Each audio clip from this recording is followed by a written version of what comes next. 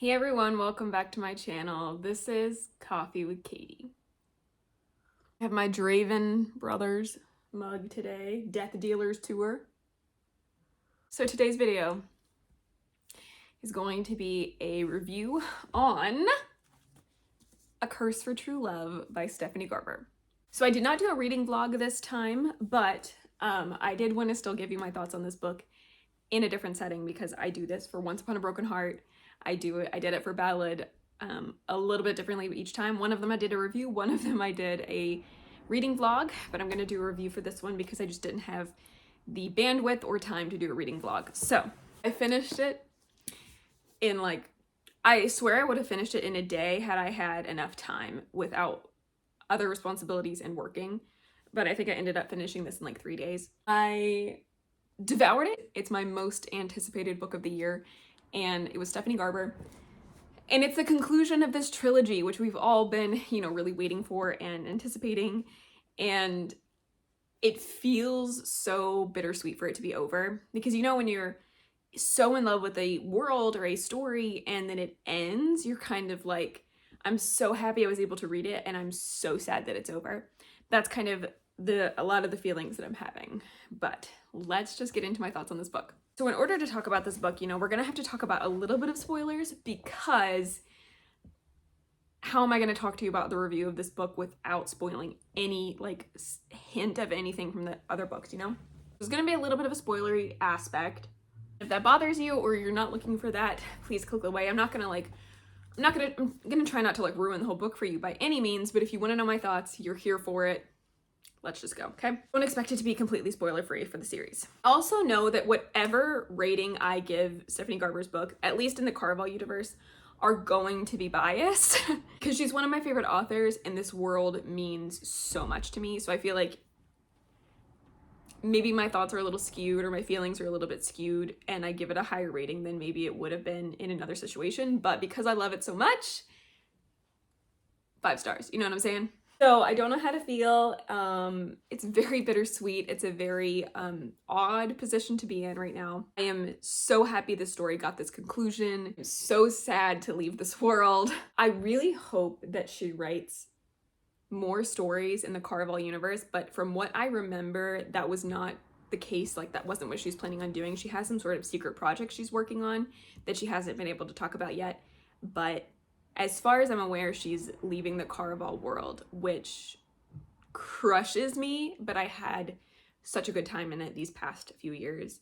So it's like selling your childhood home almost. It's like, I am so happy I was there, but now I have to leave. I don't want to leave, Maybe not selling your childhood home, but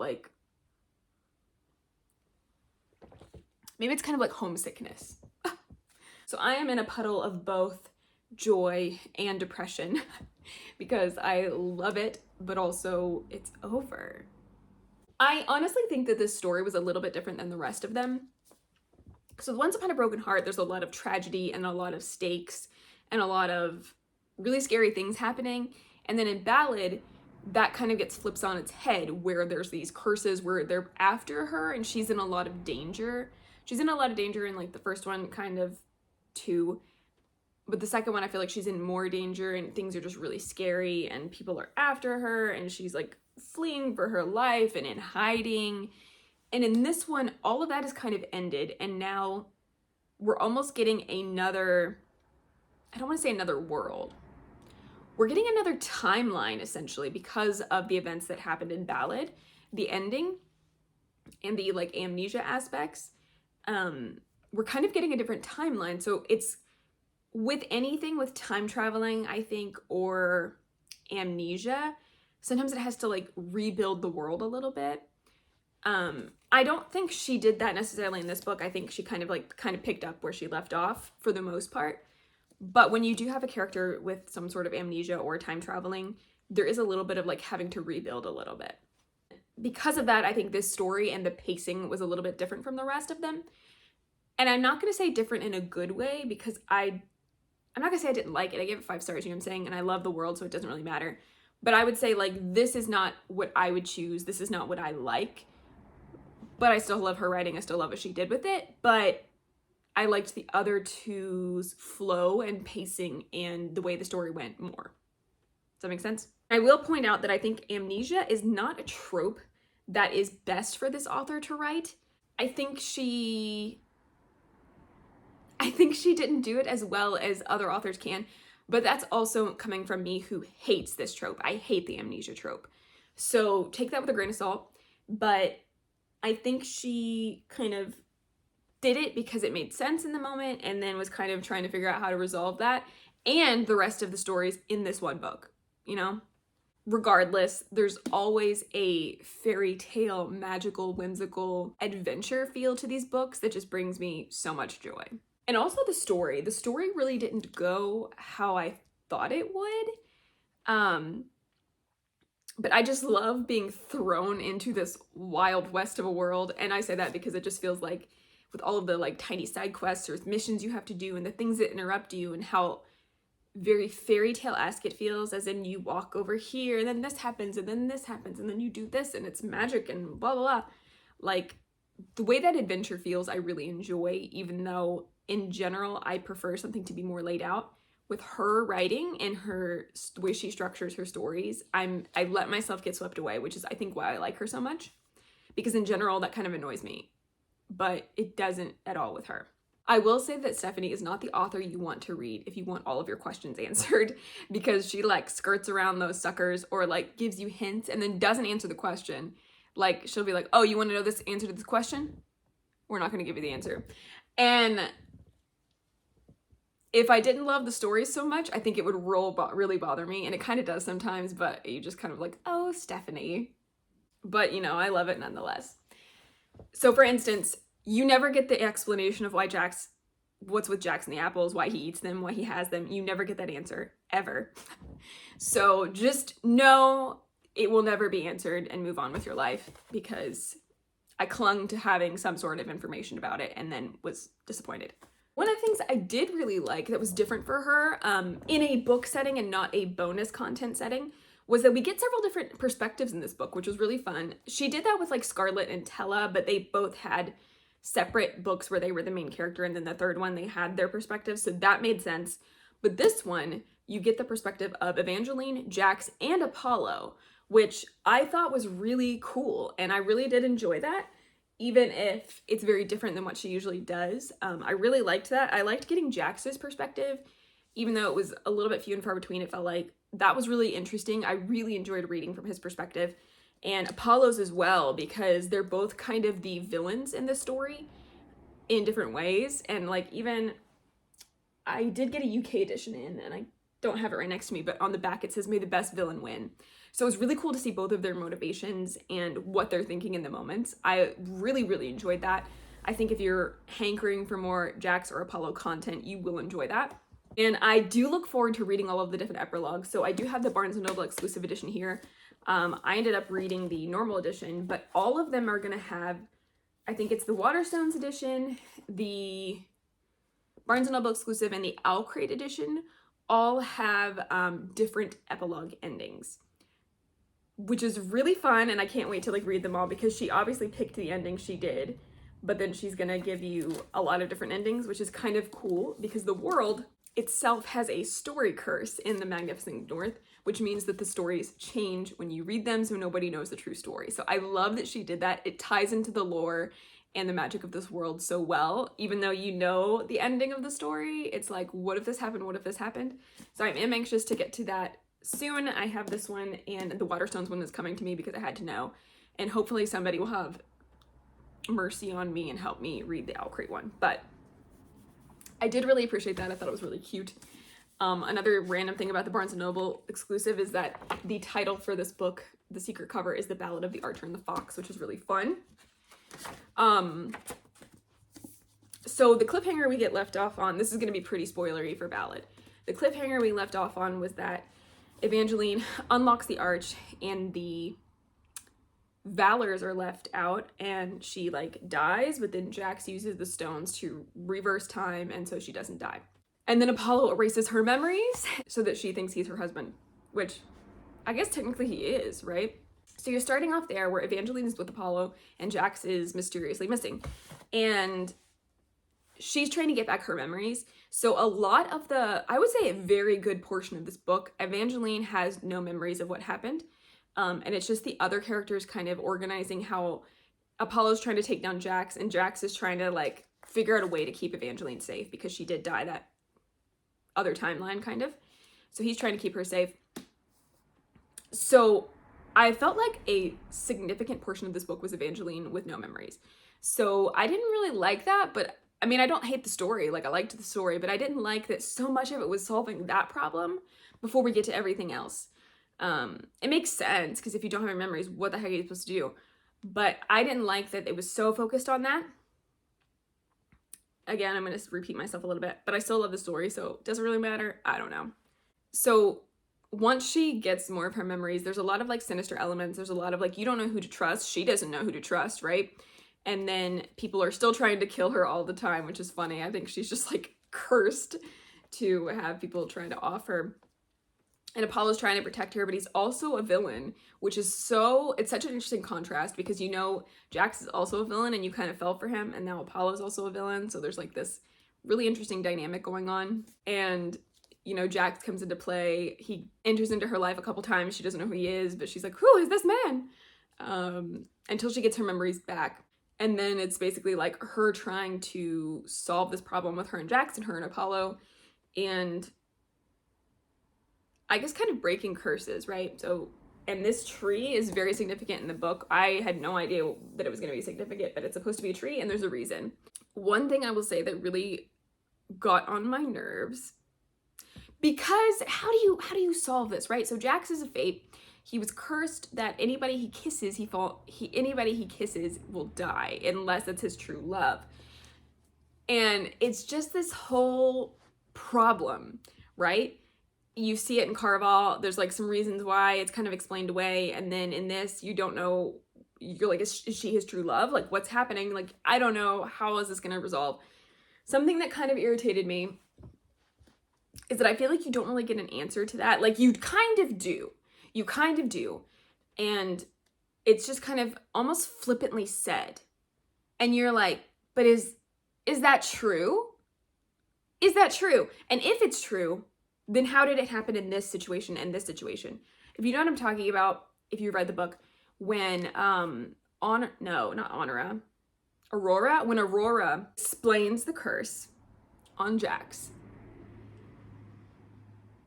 then how could she kiss him? How? Like, I don't understand. And there's like this like almost magic looking element where it looks like something bad's gonna happen or some curse is gonna break or something's gonna happen, but it's never really explained. You never really get the answer of how that was able to happen. Kind of drives me a little bit nuts. You just kind of have to suspend your disbelief with her a little bit. But like, you don't really get that explained to you, right? I don't think you did. If you got something else from this book, I would love for you to tell me, like chat with me about it, because I feel like you didn't get an answer for that and it just worked out. And I don't appreciate that, but it's okay because I love it anyway. Another thing is that fates cannot love in the same way humans can, because if they feel human love, they will become human, which was a huge plot in the Caraval trilogy. I apologize if that's a spoiler. It's a huge plot in the Caraval trilogy. It's why a lot of things get resolved. I'm gonna be insanely spoilery right now, so if you've read this book, chat with me. If you have not read this book, this will spoil the ending. So just skip ahead. They're inferring that Jax and Evangeline fall in love in the end of the book, right? Or towards the end of the book. If that's the case, would Jax be human now and not a fate? Or is he not a fate at all and he's just, no, he has to be, right? Or he's not a fate, but was cursed and now the curse is broken, but how would the curse be broken? I don't know. And it never says that he became human. It never says that. But if he fell in love, he would have had to have been human, right? But it never says it. I am dying about this, okay? I would love you guys to give me your theories to help me out with this, because I can't reconcile it in my brain. I'm like, then he must have been human, or he's still a fate, but he's feeling love. Like, no, you're not. And he gave away his heart at some point with some other magic, but she gets it back to him. But I'm like, but he's a fate, so he can't feel the same things as humans. And I bet, well, I don't know. I wonder if Stephanie's just like, I hope they forget these things. Because she has said that before. Or if she's just letting it infer that he turned human and they fell in love. I don't know. So there's a little bit of that you're just like, what do I do with that? What does that mean? Take this for what you will of my rambling exasperation. But yeah, that. And also Apollo, like, I don't know. So when the resolving of him where he dies, did he really love himself the most? Like, I don't know. That kind of makes sense. I don't have a big problem with that, but I'm kind of like, what? It's fine. Also, freaking Dane from the Dragon Boy. We don't get to see a dragon. I was furious. We have been building this up that Lala is in love with a dragon, and the Dragon Boy Dane doesn't turn into a dragon. He's barely in the story. She's like, man, we've talked. I'm sorry, I was also looking forward to Lala and Dane's story, and that was not a thing. Unless she's making it a thing. That would be cool if you want to write their whole story. I would like that. But yeah, so again, if you want all the answers to your questions and you want everything tied up in a neat bow, she is not the author for you. But I was a little disappointed in that. I'm gonna stop talking about spoilers now. You're safe to come back if you have been clicking off. So those things happen. The story ends. I think she teed it up where in theory she could continue to write characters in this world, in this universe, if she wanted to. But I do not think that is the plan. At least she hasn't said it's the plan. Of course, I will read absolutely anything she ever puts out because I fell in love with this world so much. I'm so sad it's over. I'm so happy I read it. There's a lot of emotions. But if you would like to chat with me about this book, I would love to chat with you in the comments. If there's any spoilers, just say that there's going to be spoilers and then I will absolutely talk to you. I would love to discuss it with the theories, the whys, anything like that. Some of the stuff you kind of have to piece together with Stephanie Garber because it doesn't always make sense. So overall, I loved it. I love the series. I gave it 5 stars. Of course, I'm going to give it a high rating because I am in love with this series. But if you really enjoyed Once Upon a Broken Heart and Ballad, I think you will like this, but just know going into it that's going to feel very different. So you might not like it as much. I did because I think I'm just willing to kind of like go with the flow with this author and just know that things are going to be weird. But I also think it's extremely difficult to end stories. And I don't just mean for her, I just mean in general. When you're wrapping up a story, a series, anything, I feel like it's very, very difficult, at least for me, to be completely satisfied with the ending 100%, wish nothing more of this book. Like, you always want more when you love it, or you want something else to happen, some other scenario, and you can't do everything. So I feel like series and books are very, very difficult to end. And I think Stephanie wrestled with that a little bit. I think she was like, and like in the back, she's like, in her acknowledgements, let me find it. She says, I want to thank God because I feel as if it was honestly a miracle that I finished writing this book. So I feel like she struggled with this too. But we got it. It's here. It's over for me. It was magical. It was wonderful. I encourage you to read this series if you like a little bit of drama, a little bit of whimsy, and a whole lot of magic and hope. So yeah, I gave it 5 stars. I did love it. Wasn't what I thought it was going to be, but that's okay. And I will read literally anything Stephanie Garber writes ever. Ever. Well, those are all my rambly, spoilery a little bit thoughts on A Curse for True Love. I hope you enjoyed this review. If you would like to discuss this book with me any more in the comments, please do. And if you would like me to review or have any thoughts about other books, just please leave them in the comments down below as well. But as for now, that is it for today's video.